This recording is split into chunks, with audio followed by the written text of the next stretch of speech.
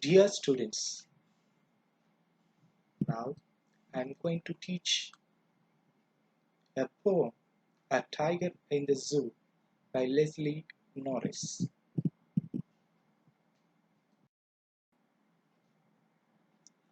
The poet brings out a contrast of the tiger in the zoo and in the forest in this poem. The poem has 5 stanzas of 4 lines each. When you see the rhyme scheme of the poem is A, B, C, B for all the 5 stanzas. Here, the poet tells about the tiger in 2 distinct settings, that is in the zoo and the forest. Let us see the first stanza of the poem.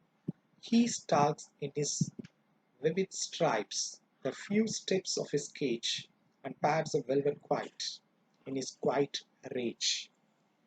Here the poet says that the tiger is confined in the zoo, moves around in the cage, and there is bright colored skin, that is, vivid stripes. He further adds that the tiger can take only a few steps because the cage is small. One cannot hear the footsteps because the footsteps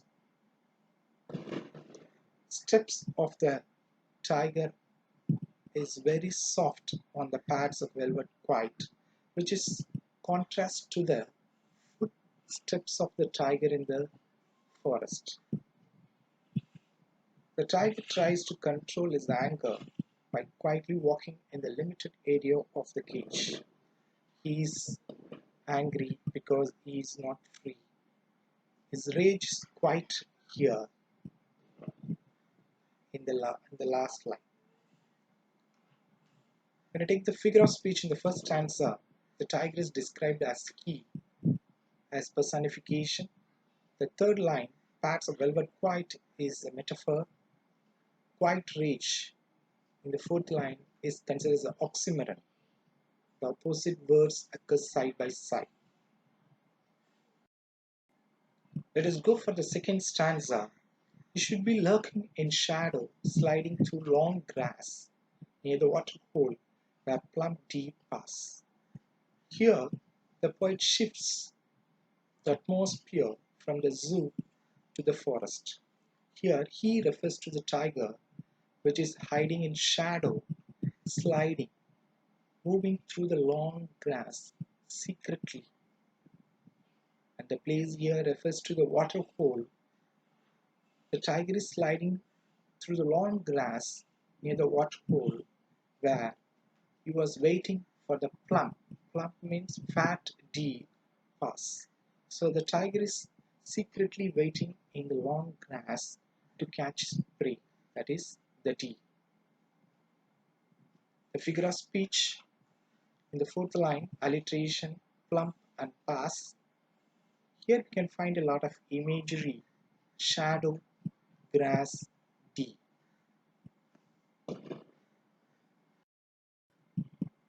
In the third stanza, he should be snarling around houses at the jungle's edge, baring his white fangs, his claws, terrorizing the village. Here the poet says that the tiger in the forest is snarling around the houses. Snarling means making warning sound around the houses at the jungle's edge. The houses nearby the jungle or the forest.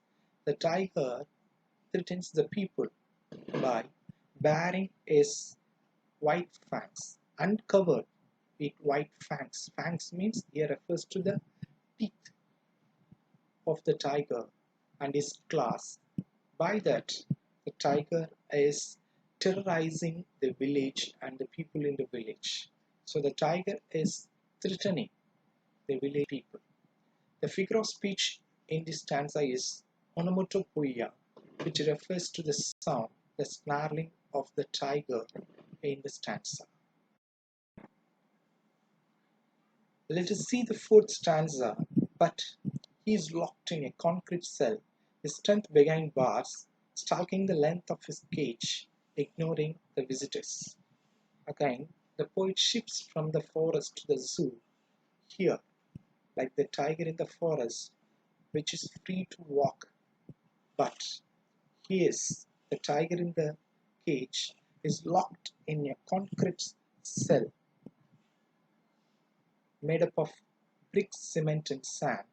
His strength, the tiger is a ferocious animal, but all his strength is behind the bars, is behind the cell, stalking.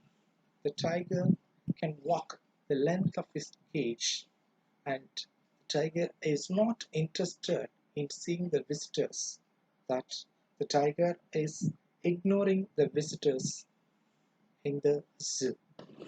Again, the tiger is personified as he in the first line, the tiger referred to in the zoo. Second line, we have alliteration, behind and bars. As we have come to the fifth stanza of the poem, he hears the last voice at night, the patrolling cars, and stares with his brilliant eyes at the billion stars.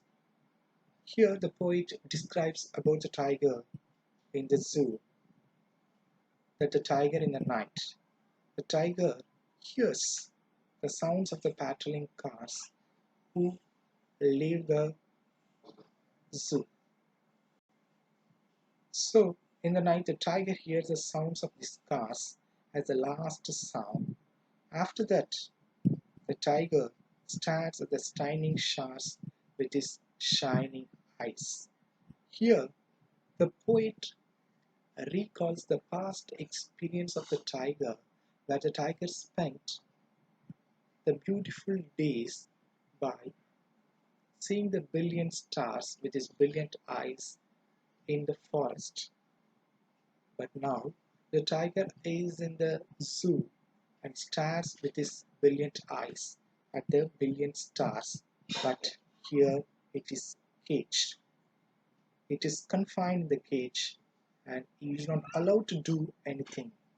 Therefore, he stares at the stars in the night and tries to divert his thoughts towards them. Again, the figure of speech, the tiger is personified as he in the first line, and we have the alliteration he and hears. So the poem, A Tiger in the Zoo, it tells about the two distinct environment of the tiger in the zoo and in the forest. The stanzas of 1, 4, and 5 says about the tiger which is in the zoo. Stanzas of 2 and 3 says about the tiger in the forest.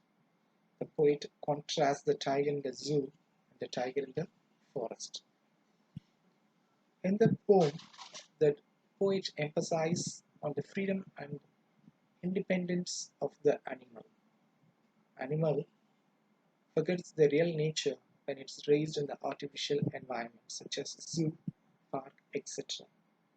So the tiger is also a living creature which needs freedom and independence to live on their own. Thank you.